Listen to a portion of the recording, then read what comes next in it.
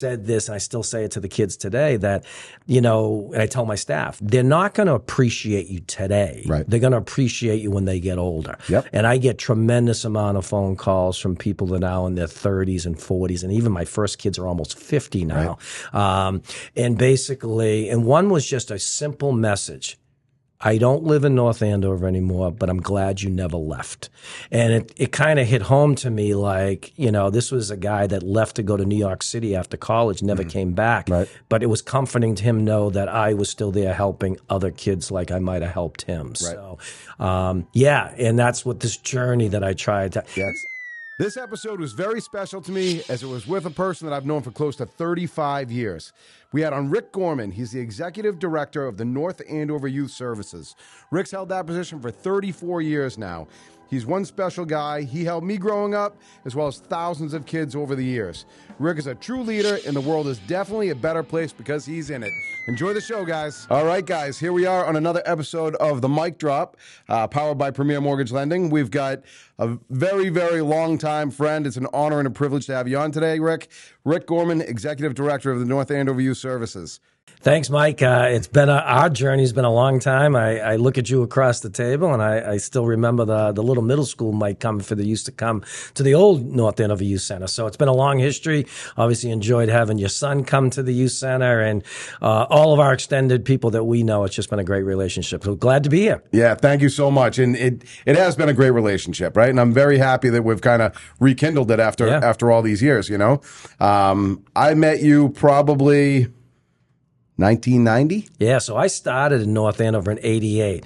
So I'm thinking of you and Kelly and that whole group, 90, 91, latest. Yeah, so, probably right around now that. you look at it, it's 30 years. Yeah, it's crazy, right? Time flies. Sure does. It blows my mind when you think back, and that was 30 years, because you've been there, 34 years? This is my 34th year. I'll actually celebrate my 35th year in January. Amazing.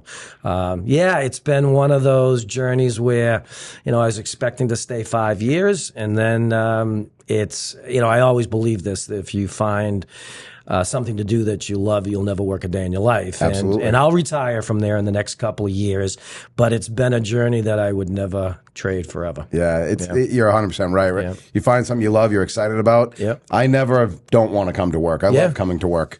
Like people talk about, on Sunday night, they're like, oh, I got to go to work tomorrow.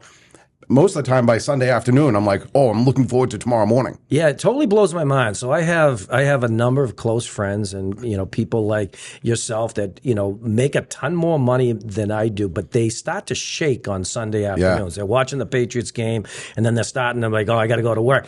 And me, it was like, I'm pumped to go the next day. And again, we have tough days, just like you have tough days. But it doesn't make me not want to go the next day and bring the whole passion, whatever. And so I look at him like, oh, you know what? Happiness. What's happiness, right? So it's not all about finances. Not at all. Obviously I've made a nice living with this, but I would never want to be in a few of these people's shoes that just literally shake on Sunday nights. Yeah, I couldn't agree more. And I think it no matter what you're doing, right, it can't be about money or finances. It can't be. Whether you're, you make a ton of money or don't make a ton of money, you're in the middle, you're here, there, no matter where somewhere it is, you have to find what you enjoy and do that. Right. And that's when, success is a different thing to everybody. Right. It's not always financial. No, it's purpose and passion, right? So for me, and I think they work hand in hand. Sometimes I believe if you find your purpose, you'll find your passion. I believe that if you also find your passion, you'll find your purpose. And for me, it's been like that since day one. So like you have a history with me when we were a one-room operation in the Red Barn, and then we went to these glorious estate of a second-room apartment up on the thrift shop. It's where if the kids from North Andover the young kids in North Andover right now, they think the youth center's always existed there. But we're in a 20,000 square foot building, which has been there for 20 years now. Looks brand new still. But, to me, it's just all about the journey and the growth. And I wouldn't change anything in terms of what my passion has been. So like, I also know people that are like my age that are starting to think about maybe retirement. I can't think about retirement until I finish everything that I'm trying to do here. We're talking about about expanding of the youth center, and I want to get that done. And then when I ride off to the sunset, I'd hope, and I think it'll happen this way, is whoever takes over for me will take it to a whole different level. And that's what's exciting for me, is what will be that next chapter as I go into my last chapter of life, so to speak. I want to see what the next regime is going to do with this, because this journey has been, from what we started as a one-man operation to what we are right now. It's kind of like when I look at your offices today. You started out as a one, and this is just a phenomenal business you have here, and all the people you got working for you here, and that's the journey and the growth that we love to see. Yeah, and that's what it's all about, right? It's about that journey and enjoying it every single day. Never looking for an end. No. You know what I mean? I'm never looking for an end. Right. I don't have an end plan. Sure. No. It's just every day, right? So obviously you're super passionate about what you do. Working with kids, youth services, the programs, basketball, all of it, right? Because you've done it, with so much energy for almost 35 years now. How did you come into that position, that role? Yeah, I tell you, it's a great story that I tell kids because it's based out of rejection. So I graduated college in 1984, and my whole goal was to be a lawyer, right? So I remember watching this TV show called L.A. Law, and there was this guy Arnie Becker or whatever, and he was a divorce lawyer. And I said, boy, that's the life I really want. Defend all these women that are being screwed over by their husband, make a ton of money and stuff like that. So that was like my vision. Never thought about working with kids, even though I had worked with kids during high school and college. And then for 2 straight years, I got rejected from law school. Really? And, that would put some people over the edge. And at the second year, I remember my sister-in-law coming to me saying, I don't even know if you'd be a good lawyer. And I'm, taken back by the comment. She goes, you're unbelievable with kids. You love being around kids. And it was kind of like hit me with a ton of bricks by saying, like, maybe I am looking at the wrong path. I think a part of me says I might go back to law school when I'm 70 just to say I did do it. Yeah. But me, it started on a journey of working with kids. So my first 3 years out of college, I was a social worker for the Lawrence DSS, which is now DCF. Yeah. And being a social worker and an investigator on some pretty horrific child abuse, sexual abuse cases, and in court a lot, and went home one night and said, this job's going to kill me. I got to find something else. And it was weird. There used to be a newspaper, which you would remember in North Andover, called the North Andover Citizen. Yeah. And it had this article, we're looking for a youth director. So it sounded interesting. I had to take like a $10,000 pay cut back then. Yeah. But it looked like a lot of potential, and it had an ability for me to do my own job description and figure out and to start it. So, in 88, this guy that came in, they gave me a director's title at age 26. And, go ahead and try to work with, and at that point they were saying work with at-risk kids. Yep. Even then I was saying, well, what is an at-risk kid? I believe all kids are at risk. Absolutely. I was at risk. You were at risk. Yep. The bottom line is I wanted to work with all kids. So I spent my first couple of years getting kids hospitalized for depression, suicide, things like that. But then I also worked with the so-called kids that everybody thought were great kids, which at the end of the day, they were great kids, but they also had struggling issues too. And then over the last 35 years, we've become an all-inclusive facility to work with all kids, mostly middle school through high school. Summertime, we work with elementary school kids. But I work with all types of kids and just trying to get them through, the path of middle school into high school and to be adults. Like we talked off air. Like, I always knew you were going to be successful, but I don't know if I ever envisioned what I saw and what I've known about you the last couple of years. And this was all you, by the way, but I do think there's people that were in your life, say for me for a short period of time, maybe it kind of helped with that. And I'm sure you had family and friends and other mentors along the way, but that's the exciting thing for me. So I'm at a point in my life where there's lots of might come if it's out there now.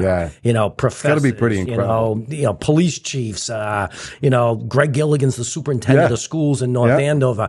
And for me, it's just wonderful to see what's become of people. And I just hope at the end of the day, that our involvement maybe had a small piece to sending them in the right direction on that. So, that goes to my point, passion and purpose. Well, I would say that your involvement definitely for me was very significant, because there were a few things that I learned early on, one of them being hard work from my mom. My mom was definitely my mentor, my number one. I learned everything from her. It was just me, my mom, and my sister. And, she worked tirelessly all the time, right? And I remember she hooked me up with you the summer after 6th grade. Yep. Right. And I said, why don't you, I think it was through maybe Joe Walsh. Yeah, it was Joe Walsh. Right? Yeah. It was through Joe, because my mom and Joe were really good friends. At the Housing Authority. At the Housing Authority. And either her or Joe connected me with you. And I came down and you got me a job. Do you remember what my job was? Yeah. I think I had you doing like grunt work around the grounds, didn't I? Or did you actually work in the school system? I worked in the school system. Yeah, right? those are kind of the jobs we had. Yeah, it was awesome. But you hooked me up with Vinny Valentino. Yeah, yeah. And all summer long, I would go and I would clean the middle school from like 9 o'clock till noon, 1 o'clock, Monday through Friday. Right. And I learned early on, you gave me an opportunity early on to get in and get a job, right? And start working with these guys to even have more role models, right? And I saw, it's so funny, right? When you were talking about your age, right? Because you seemed so old then. Yeah. You were 28. Yeah. Started at 26. To kids. Yeah. When you're 11, 12, it's like, oh, wow, Rick seems so old. Yeah. You know what I mean? You're 27, 28 years old, right? But I saw how tirelessly you worked with the kids. Sure. And how you gave everyone an opportunity. And so having role models like you and Vinny and Joe and my mom, really helped me a lot. You mentioned, first of all, I'm very close with Vinny. And, one of the saddest days for me was when Joe Walsh died.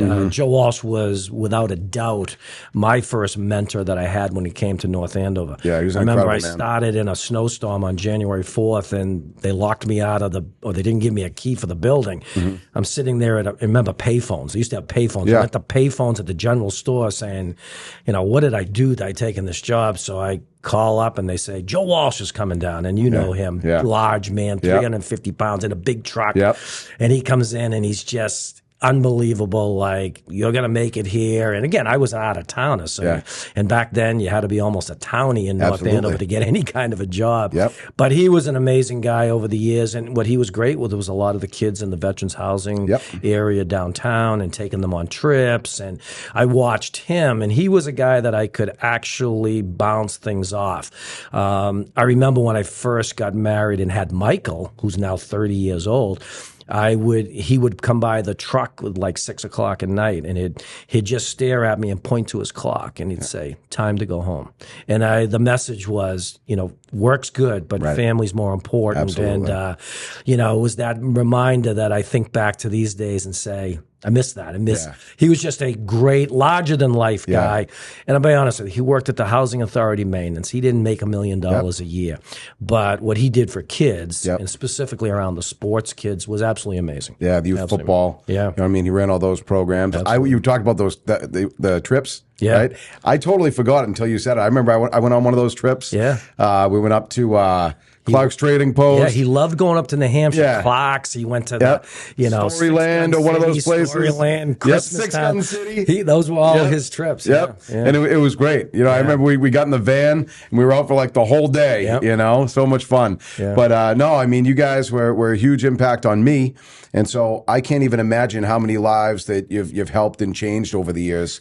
And when you're talking about helping at-risk kids and saying every kid is at risk, I couldn't agree more, right? Because you never know what's happening at home, right? Somebody may appear to have, lived this great life and everything's all together, and it could be horrible. And you from what I saw and interacting with you, is you would give every kid that same amount of attention. You know what I mean? To help every single person.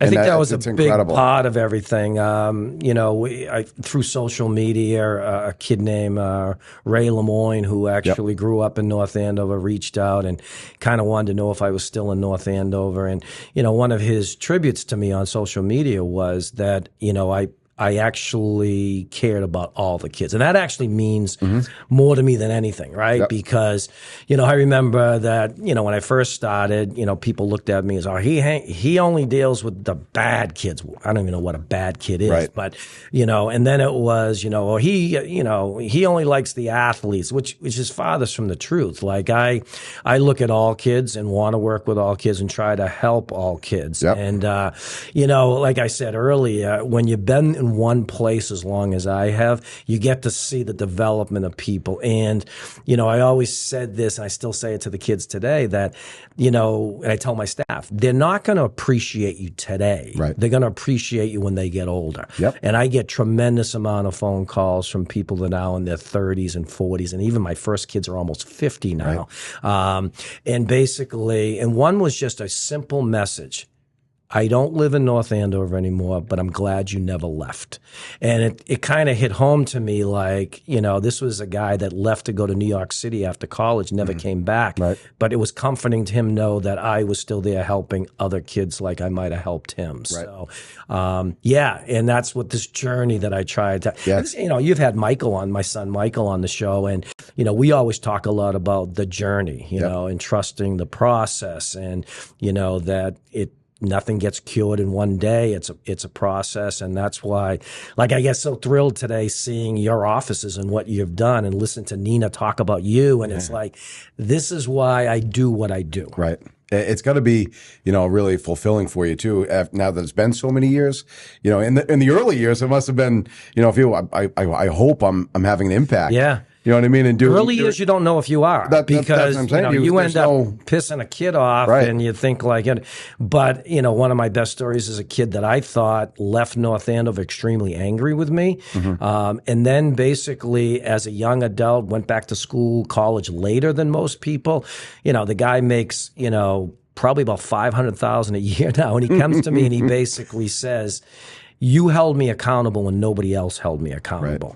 Right. And he says, that was one of the best life lessons I ever got. So this is why I tell my staff, they may hate you, they may not appreciate you early on, but in most cases, when kids become more mature and they can see it from a different lens, the reality here is they do appreciate what we're trying to do. And, over the years, I've had a ton of people that have worked for me. Right now, we're a staff of 6 or 7, full-time people, and they're the Rick Gormans now. They're more involved. I'm more of doing, budgeting and stuff like that, as opposed to that social work that I did in the early years. So it's also good for me to watch that young staff almost becoming the new Rick Gormans. So. Well, and it's good for you to mentor those, those folks, because, you did it and you did it well. Sure. So Thank you. Good to know that you're kind of passing that knowledge and expertise and attitude and approach onto to new people. Absolutely. You had a way about you of being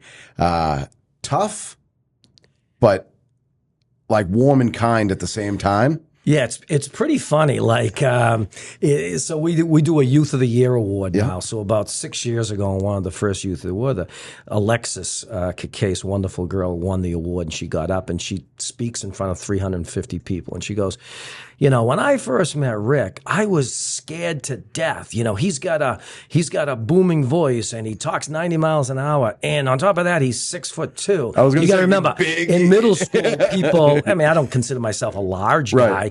But when in middle school, I'm looked like as a big guy. And I think what they said, but when you get to know him a little bit more, because again, I have to be a disciplinarian at times, which is tough. And these days it's even tougher because kids are dealing with so much. Yeah. But I think I tried to balance accountability, disciplinarian with caring and relationships. And one of my biggest things is we can't do anything in this world if we don't have relationships, right? And I can't get the best out of an athlete or get the best out of a kid unless I first build a relationship with them.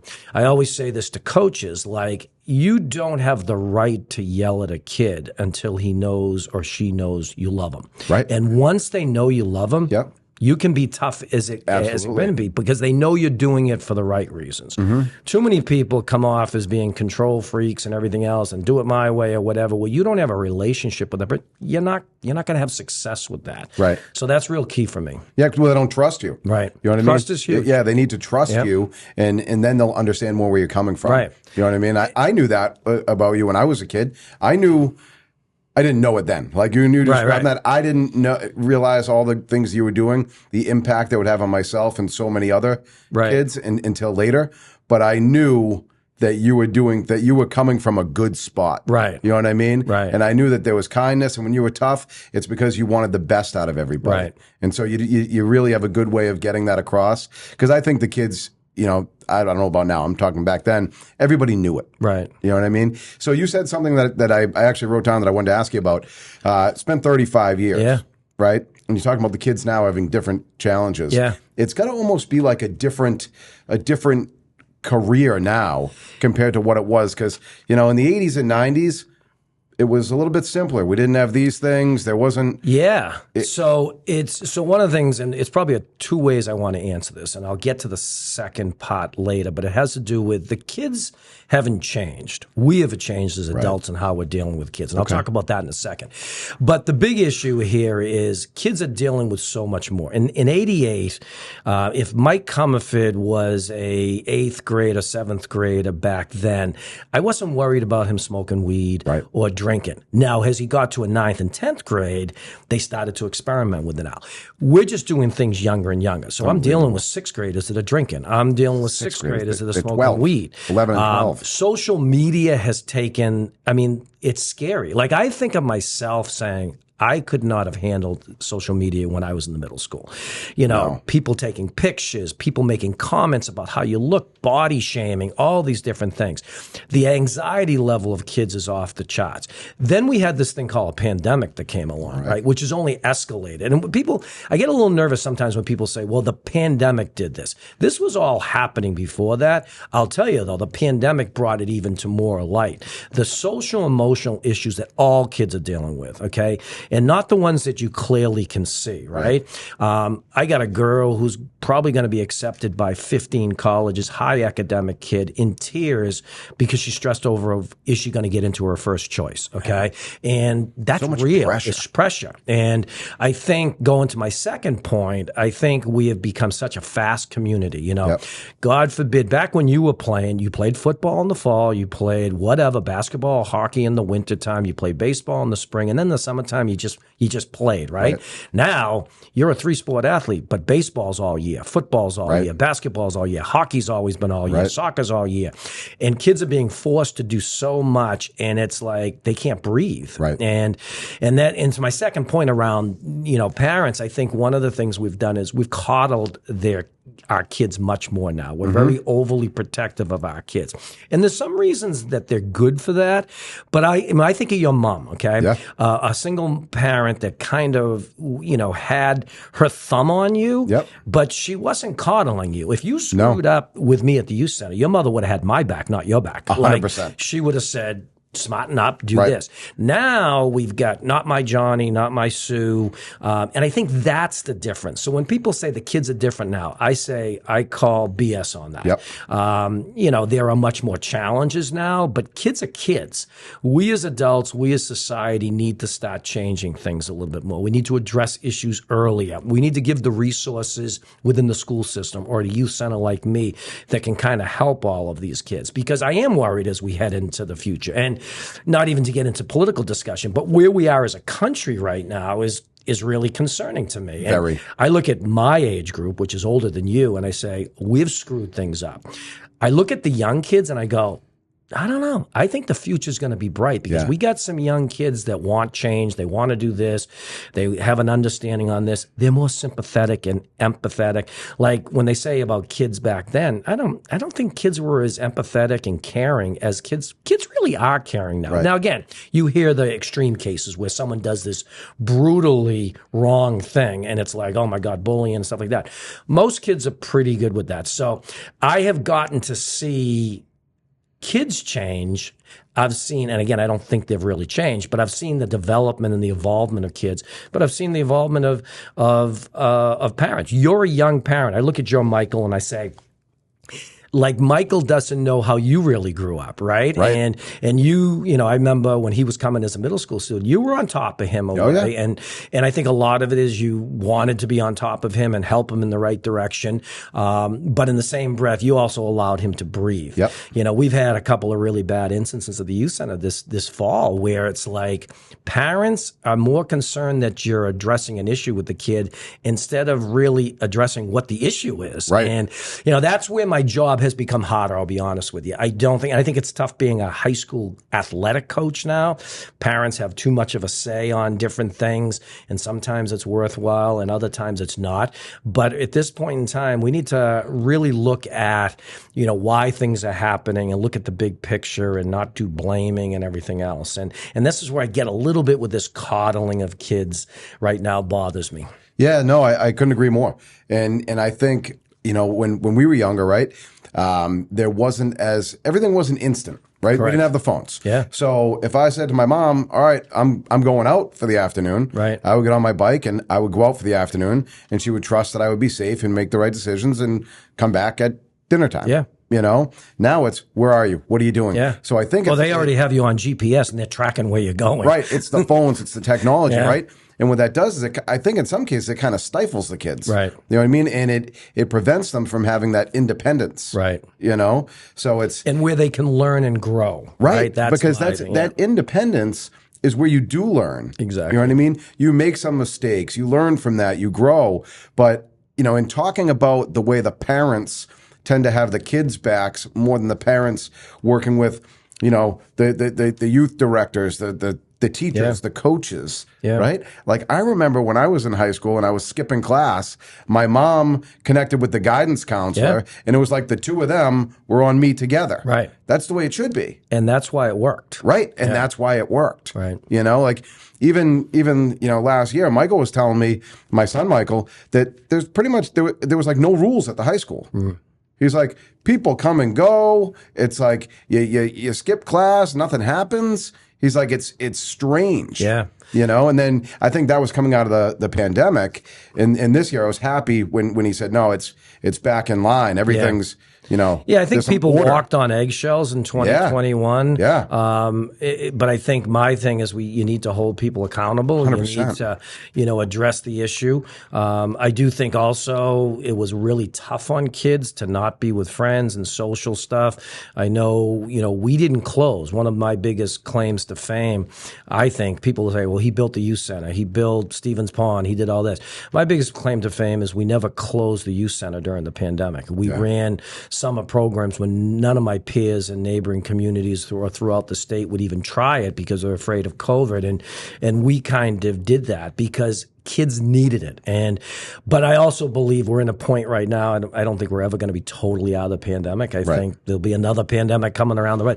I think we've learned how we need to handle things better. And I think there has to be we got to be supportive. We got to be understanding, but we also got to hold kids accountable because there were a lot of kids that took advantage of that also. Absolutely. And, I think that was very brave of you to stay open because the worry that so many people and businesses and, programs had is that they were worried about perception, what everyone else was going to say and do. Right. I mean, it was wild. I tell people this story that when I was in 2020, the summer of 2020, I didn't sleep at all.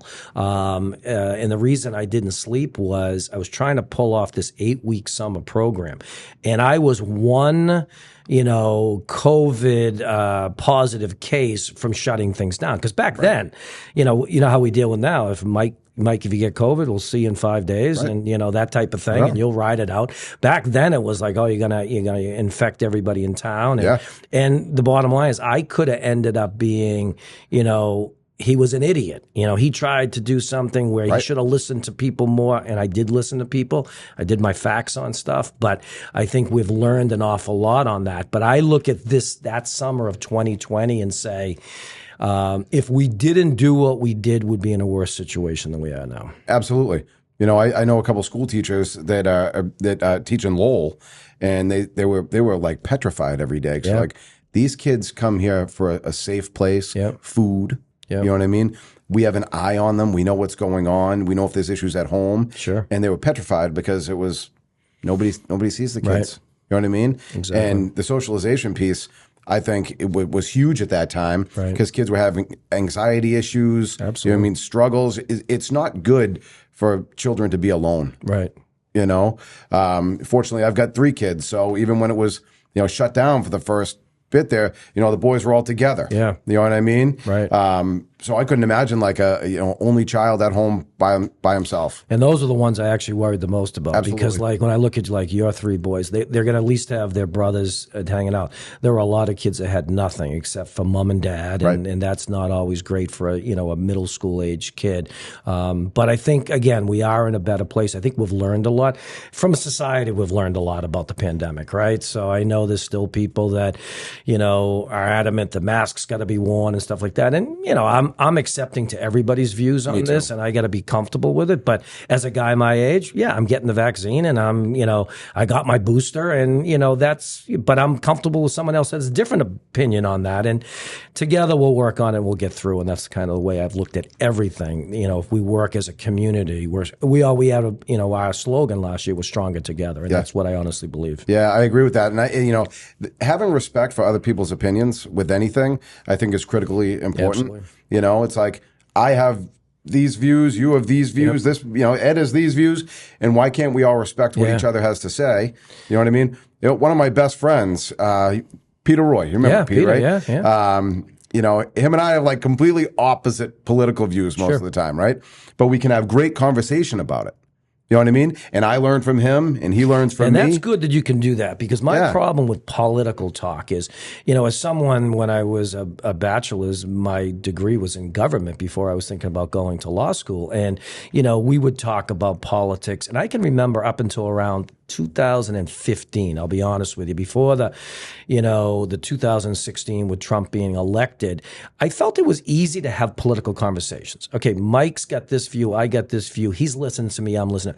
I think starting in 2015, 2016, it came to a point where at one point, we could not, my closest friends could not talk politics, because what we realized is half of us were on one side of it and half were on the other side. But it was getting nasty. And I actually remember saying to my group of friends at one time, I'm not losing friendships. Absolutely not. Over politics. I'm just not. Yeah. Now, some people may say, well, you're not strong enough on your view or whatever. My take is I'm not losing. And friendships mean more to me than necessarily who's sitting in the Oval Office. Right. And so I just hope that we can be, and this is my whole thing about understanding. And, I talk with kids all the time, forget the politics. Like, we have to understand each other's takes on this. We come from different walks in life. It's interesting. When you grew up in North Andover, we were a 99% white community, probably middle class, maybe towards upper middle class. Over the last 35 years, we have gone from a community that is very affluent. One part of it's very affluent. People living in $2 million houses, et cetera. All the way down to we have a number of economics of people that literally are on federal assistance and things like that. And we have everything in between.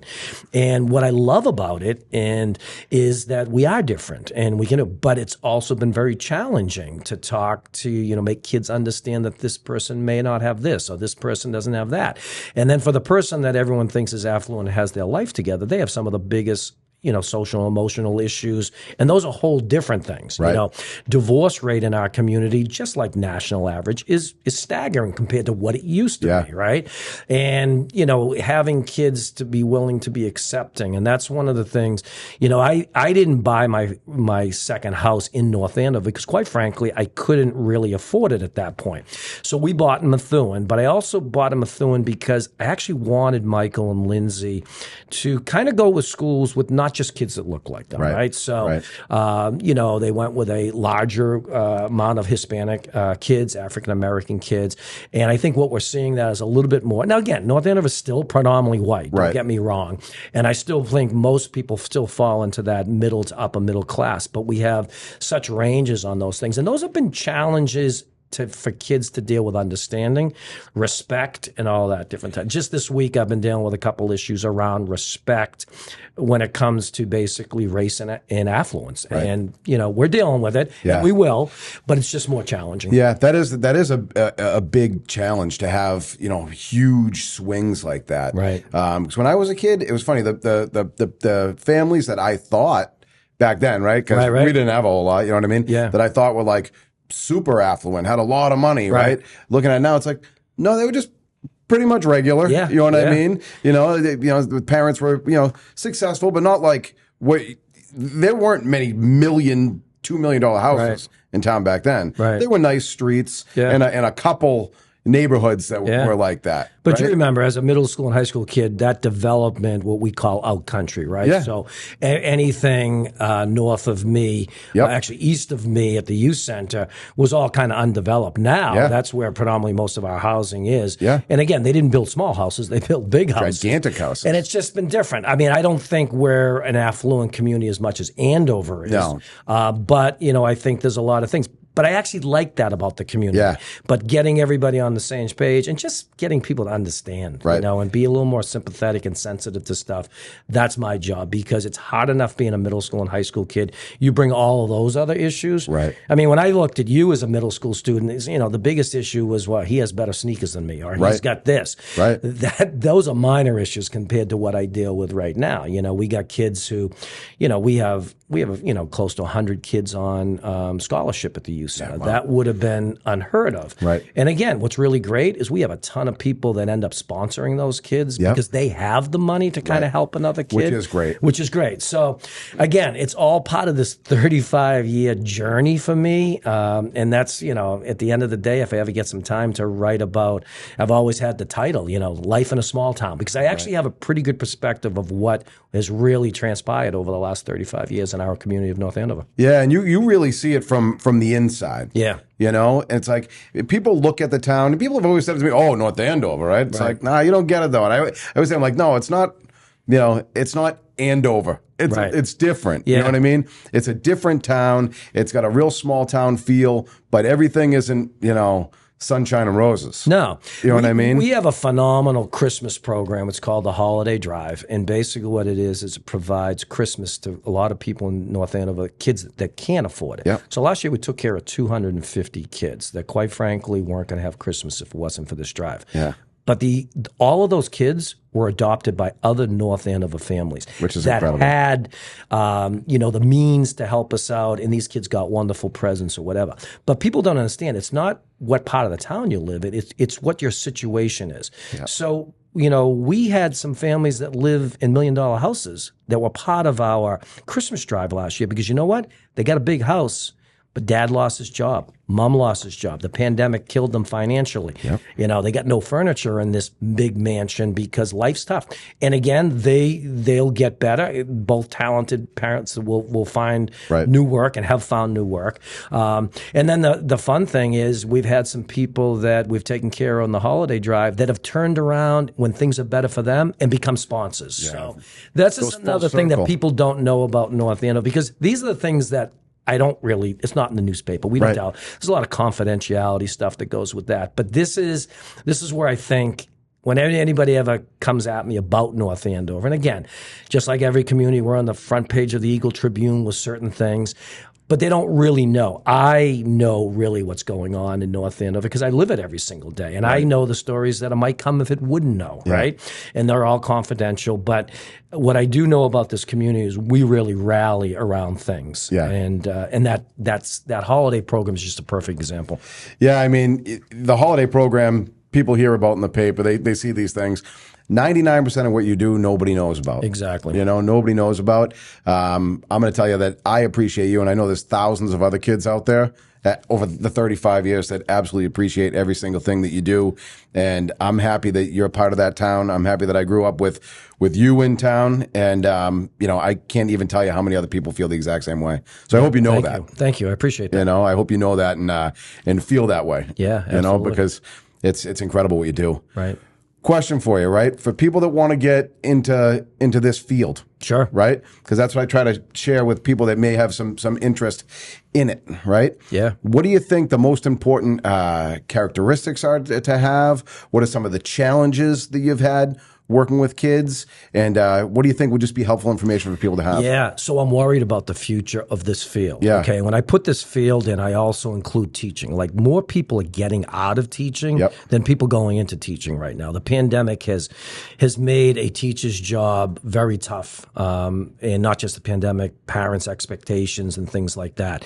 In my line of work, I think the same things are happening. Like we lost a terrific staff person this summer who I knew at some point we were going to move because she was talented and should move. Mm-hmm. I actually think we lost her a little bit earlier because it was a tough job, and it's been a tough. So one of the things I really talk to some young people, whether it be high school kids or college kids that are actually thinking about a career of this, is you don't have to have, the greatest grades. You don't have to be the sharpest bulb in psychology and sociology.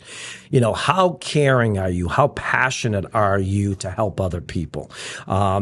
The things that I'm talking about, you can be trained in all this stuff. I mean, you're a mortgage specialist, very successful. If you walked out of this job tomorrow and said, I want to work for you, Rick, and I want to be a social worker. You have all of the skills to be an unbelievable social worker, right? It's, do you really want to help people? Do you really want to care about it? All the other stuff you've learned over the course of your life. For our young people, it's a real confidence thing. It's tough. And again, I don't want this to be anti-parent, but parents are tough right now.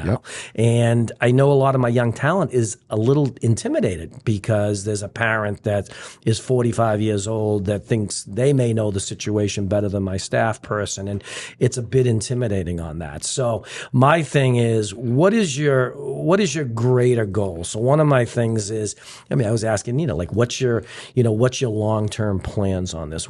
How do you really want to work in your professional? And for us, it's like rallying around a cause, being passionate about, and finding purpose. Okay, I have a drawer in my office, and I always say to Demi, my assistant director, if I ever get hit by a bus, make sure my son and daughter get my box, because in that box is the hundreds of letters I've gotten over the years about the impact that I've actually had on them.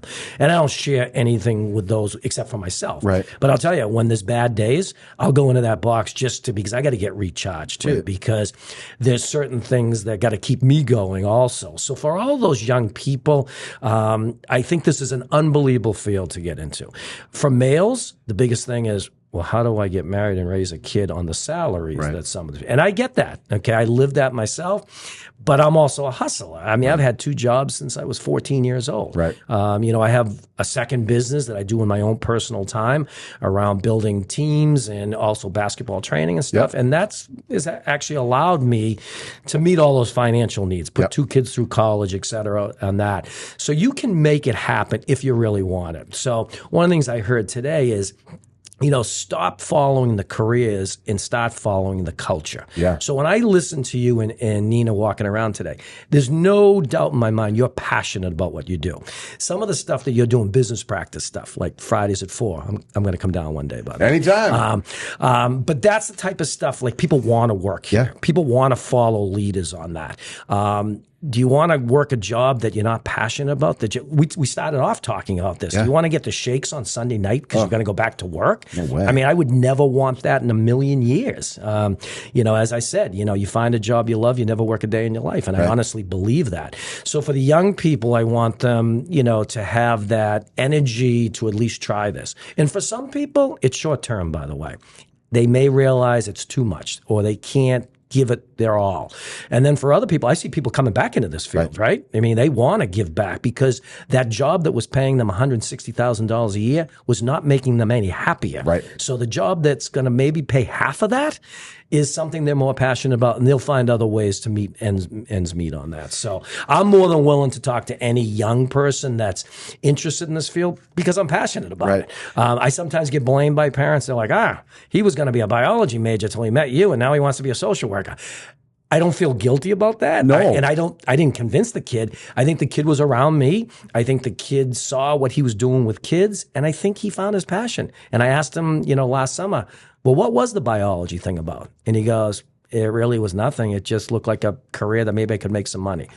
His mindset changed because of that. Yeah. I think what you said there is huge, right? I think a lot of people are hesitant to get into the field financially. You know what I mean? Because, how am I going to raise a family, right? But there's other ways you can make things work. You know what I mean? I've got another great friend of mine. He's a school teacher, right? But he tutors, he coaches. You know what I mean? Like, there's other things you can do. Absolutely. You know what I mean? To make it, and he lives a wonderful life with his kids, his wife, his family. You know what I mean? And his wife's a teacher as well. But sometimes you got to fill in the gaps in other ways. Yeah, I would not want anybody to strictly look at the finances. I mean, I get it that you have to look at it. I just don't think that at the end of the day is what, because again, if you're a hustler, like and your friend just mentioned, I don't know a teacher that doesn't have a second job, right? Might be painting houses during the summer or something. For me, it was like I found a couple of other gigs that I'm as passionate about as I am with the kids, right?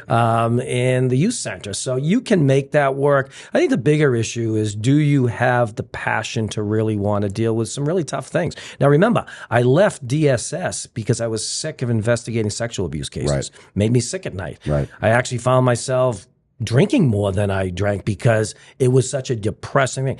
I said to my girlfriend at the time, I got to get out of this because this is going to kill me. And then I landed, and I always believed that one door closes, another one opens up. I landed a place that I was going to stay 5 years, and they can't get rid of me until I retire at this point, I guess. So I think that's what people got to look at the whole picture on stuff. Yeah, no, I agree. You got to find something you love. You got to find something you love, and then it's not work. It's just, it becomes your life. Absolutely. You know what I mean? Like this here, with the 40 people we have working here, right? I feel like they're just my family. Right. You know what I mean? Because I love it. I love being a part of this place. I feel like just as much just a part of it, not even necessarily like a leader, or the boss or whatever. It's funny. I'm walking around so I'm so observant because that's part of my job, right? I have to always, and Nina takes me down to the, your room down here where we have Fridays at 4. But then she takes me down to all the other rooms, and all I saw from people was people engaged, laughing, getting into it, at the computers web. I went down to your room that has all your mortgage lenders and things like that. Everybody seemed like they were really into it. And you're sitting down there with them. I'm thinking you got this corporate office or something. You're down there in the middle of everything. And, I looked at everything and I saying, like, who wouldn't want to come to work here? And I know nothing about mortgages except for the mortgages I've gotten for my houses. But I sit here and say, like, this is a culture. This is not chasing a career. There's a culture here that I think you can find. And you got all these, you got this great guy here that's running this thing. And I look at all these different little ventures you got going here, and sky's the limit for you, my friend. Very proud of you. Hey, thank you. I appreciate that. But I think the sky's the limit for anybody. Sure. You know what I mean? Anybody at all. I say that to these guys. I say it to the people on the podcast. I've learned it from a lot of people. You know what I mean? Guys like yourself. You know what I mean? Some of the other guys in business that I know. It's like, you want to do something. You want to do something big. Just do it. Right. You know what I mean? Talk about doing something big. You've impacted thousands of people. You know what I mean? That's incredible. Yeah, it is something that when I do step away from it, right? I do tell people this closest to me. It will be hard for me to kind of go around the youth center probably the first year for 2 reasons. One, whoever takes my place, they don't need me around it. They need to kind of start their own. I think the other thing is, it's going to be tough. It'll be emotional for me even driving by that building that I've spent my entire life. But I'm also optimistic and excited for what the new challenge. People will say to me, like, when you leave, the place is going to die. That would be the biggest disappointment for me because I didn't spend 35 years for a program and it's not going to die. Whoever's going to take it over, whoever's going to be the leadership of that, and the town will make sure it's the right people, I'm excited to see with them to even do better than I did. Right. And that's what's going to happen next. Exactly. Exactly. That's a great way to look at things. Right. You know what I mean? Rather than like be like, oh no, I'm going to be sad when it's over. Right. No, it's like now I can observe from afar and see where somebody else takes it. Absolutely. Before we wrap up, I want to bring up your son Michael told me something the other day that you texted him growing up. Yeah. Every morning. What was it that you texted him? So I started with both. And Michael was Lindsay, I texted her too, but probably not as Michael kind of grew up at the youth center, right? So he saw a lot of the culture stuff. I think he actually is doing a lot of the work he's doing now because of what he saw at the youth center. Although he wanted nothing to do with this clientele. He found what he wanted to do. And his passion, as you know, is addiction and homelessness. It's incredible. It's a phenomenal amount of work he did. But it all started with him, and we have like a third child. George Niango plays for the Philadelphia 76ers. He was Michael's best friend who basically lived in my house. So my 3 kids, I would try to give them inspirational quotes. You know, they might roll their eyes someday or whatever. I do it constantly, and they're like, "All right, Dad." But for Michael, the big one was, and I'd heard this again. We're all robbers in this profession. I heard something about 86400. Okay, and it's how many seconds in the day. Right. And part of my thing with him was every day, especially when he was at Anna Maria College, was 86400. How are you going to spend your day today? Right. And I think it was a message to him where, you know, he started to use that himself, and I've seen him use it with a lot of the, you know, the clients that he deals with or whatever. But it's all about, like, I live for motivation. Like, if anybody sends me something motivation, I'm writing it down. But I think, you know, for young people, they need to look at that. And for people at the youth center, they know I'm all about slogans. They know I'm all about quotes. It's all there. And I do think if you take the time to just spend a few seconds and try to see what that's all about. And for Michael, 86400 will carry around every day of his life. Yeah, I love it. Yeah. I went home and I talked to my wife about it after Michael was on that day. And I think of it this way, right? We all have the same amount of seconds in a day. Exactly. Right? How are you going to spend How are you going to use it? What are you going to do with it? Right. Are you going to get better in some way at anything? You know what I mean? Are you going to try to learn something? Right. You know, are you going to try to grow? You're going to be kind to someone. You're going to help someone. Yep. You know, and use the day and make the best of it that you can. Yeah, You know and I know mean? people are dealing with some really difficult things, right? You know, people that are dealing with serious illnesses, loss, and things like that. But, you know, on my, you know, I've got a number of different social media sites, but on my Rick Gorman Twitter site, you know, I'm always posting a picture of hiking or kayaking. And one of the questions I'm posing all the time is, how are you spending your day? Yep. And to try to find time. I know we're all busy, and I know you've got a loving wife and 3 boys, but at some point you need to spend a little time yourself. 100%. You got to be able to rejuvenate for what you're trying to do with your business here, and I think you've got to be able to do that. I get really sad when I know there's people that aren't dealing with major issues that, you know, and again, I love football, but I'm not spending 12 hours on a Sunday on a couch watching 5 football games and checking my fantasy score. No.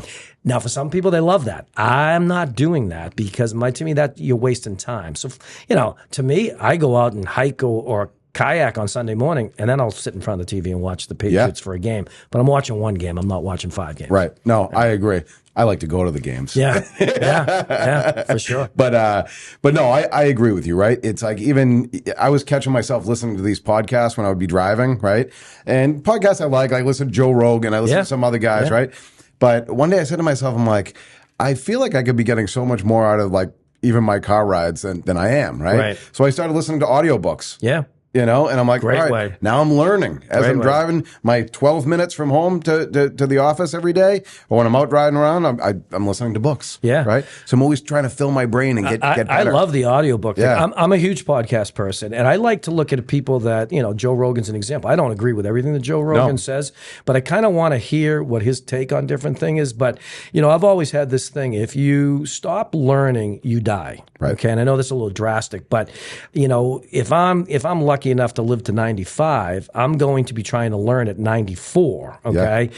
Because I always want to get better. And one of my things with podcasts is, and I'm a big podcaster. I love music, but there's times I got to shut the music off and I'm into leadership. So I'm into all these leadership podcasts, and I want to learn things that are going to help me be a better leader. And I think I'm a pretty good leader, but you know, I know that I could even be better. And those are the things that I think people need to do, mindlessly, binge watching a TV show. Again, I'm okay with TV shows, but, you know, there's more to life than sitting on a couch binging TV shows. And I guess what I feel bad for is I just want people to try to experiment a little bit more than that. Yep. At the end of the day, if it's a snowstorm, we're going to be snowed in for 2 days, we'll binge as many TV shows as you want.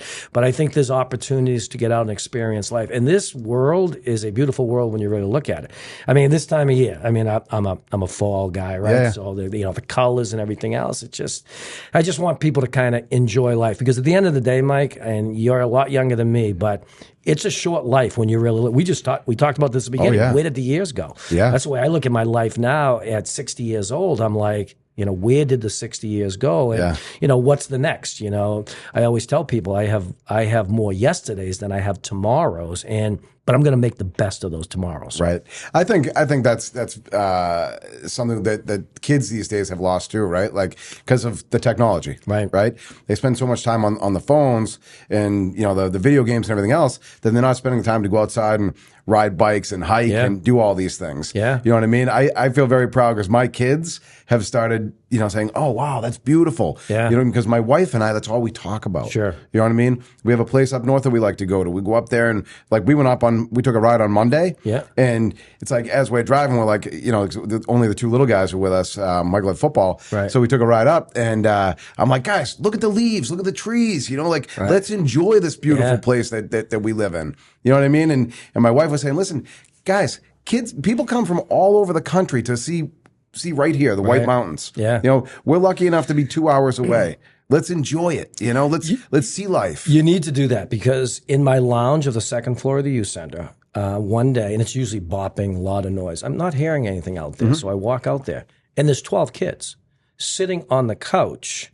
Everyone's on their phone. Right. But here's the scary thing.